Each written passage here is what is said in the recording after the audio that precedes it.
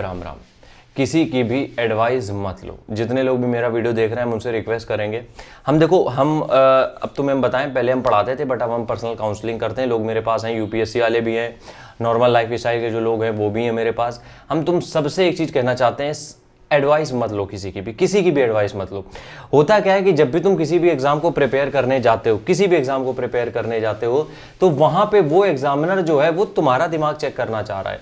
तुमने किसी की एडवाइस लेके उसका प्लान फॉलो कर लिया, उसकी बताई हुई बुक्स से पढ़ लिया, तुमने सब कुछ कर लिया, लेकिन समस्या भी आती है कि तुम उसको अप्लाई कैसे करोगे, क्योंकि वो टेक्निक दूसरे की थी, वो प्लान दूसरे का था, वो किताबें दूसरे की समझने लायक थी, तो उससे तुमने तो कुछ समझा नहीं, तो तुम एग्जाम में कैसे अप्लाई कर लोगे अच्छी तरीके से।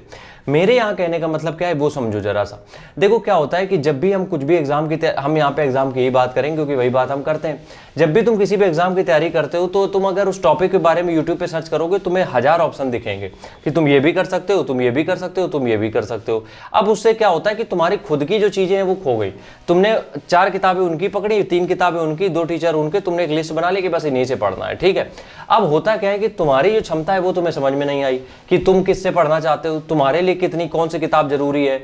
देखो ऐसा नहीं है कि एक किताब से किसी का सिलेक्शन हुआ है वही किताब तुम्हें भी सिलेक्ट करा दे, बिल्कुल भी नहीं हो सकता है। जब हर साल सिलेबस आजकल चेंज हो रहा है, पैटर्न चेंज हो रहा है, तो उसी किताब से कैसे आ जाएगा। कुछ डेडिकेटेड किताबें होती हैं, जैसे कि यूपीएससी में कुछ किताबें हैं, स्पेक्ट्रम हो गई, लक्ष्मीकांत हो गई, और भी बहुत सारी किताबें हैं, तो वो चीज़ तो सेट है कि मतलब वो तो सिलेबस उसी से आता ही है, तो उसमें कुछ नहीं किया जा सकता है। हम बाकी एग्जाम की बात कर रहे हैं कि तुम अगर सबसे एडवाइस ले रहे हो कि तुम उन्होंने इस तरीके से पढ़ा, तुम अपना कुछ नहीं कर पाओगे। देखो क्या होता है कि जितना भी हमने अभी पढ़ा है, जितना हमने समझा है चीज़ें, उतना समझा है कि तुम जो भी चीज़ें पढ़ रहे हो उससे तुम्हारे अंदर घुस क्या रहा है वो ज़्यादा मैटर करता है।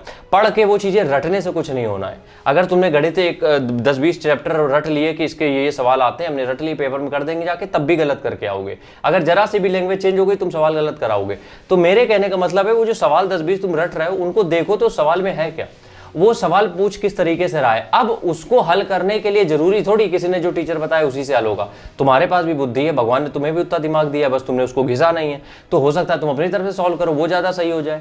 तो कहने का मतलब ये है कि जब भी कोई प्लानिंग करते हो एग्जाम के लिए, जब भी कोई स्ट्रेटेजी बनाते हो, पहले के टाइम पे लोग इतना डिप्रेस नहीं होते थे एग्जाम को रिलेटेड, और बहुत ज्यादा उनको दिक्कत नहीं होती थी। क्यों?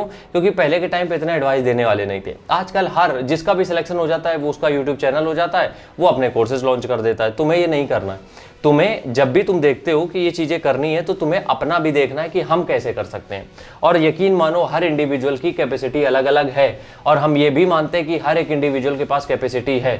बट एक नेगेटिव चीज इसमें यह भी है कि किसी की कैपेसिटी 10 गुना है, किसी की है 0.1। ये समझो मेरी बात को, क्योंकि ये चीजें हमने देखी हैं। किसी चीज को, किसी आदमी को वही चीज समझने में 5 मिनट लगेंगे, किसी को वही चीज समझने में 2 मिनट लगेंगे। ये ग्राफ है। तो जिसको भी 5 मिनट लग रहे हैं उसको थोड़ा सा ज्यादा काम करना पड़ेगा, जिसको 2 मिनट लग रहे हैं उसको चीजें जल्दी हो जाएंगी। बट करना तुम्हें खुद से पड़ेगा। एडवाइस तुम जमाने भर की लेते रहो, कभी कुछ नहीं होने वाला है। राम राम।